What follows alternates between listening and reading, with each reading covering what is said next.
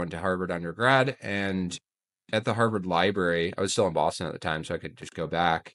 At the library, there are these things called Red Books. And in a Red Book, it's like an alumni book, and it has one for every year. And so you can flip it open and it'll say, Will Nitze, I'm whatever, 30 years old. I live in Boston. I like tennis. I'm married. I have a dog. And here's my email address. And it has a contact element for each person. So I literally flipped through page by page and took picture across multiple decades of alumni books. And I found this software that could like pull email addresses out of images. And so I got, something like 15,000 email addresses from that. And then separately, my old boss had went to Harvard Business School, and and so he gave me his login. And they don't give out email addresses, but you can go to you can find the person, just their first and last name. If you go to advanced search and you do every permutation of like, was in the tennis club, and was in the international relations club, was only in the international relations club, right? You do all the permutation, and because it would only give you 100 results, I think. So you just keep changing the permutation and you get tons of duplicates, but just pull all that out and dedupe the whole thing.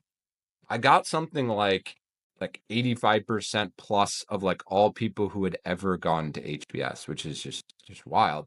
Now I had their first and last name, but they all use the same template. So you just do a basic concatenate in Excel, first dot last at HBS, insert year, yada yada. That was like 85,000 email addresses. So now I had over 100,000 email addresses. Granted, these are strangers; they don't know who I am. But I created a MailChimp account, and I created this like basic email, which was like a picture of me and the product. And I was like, "Hey, my name's Will. I graduated class of 14.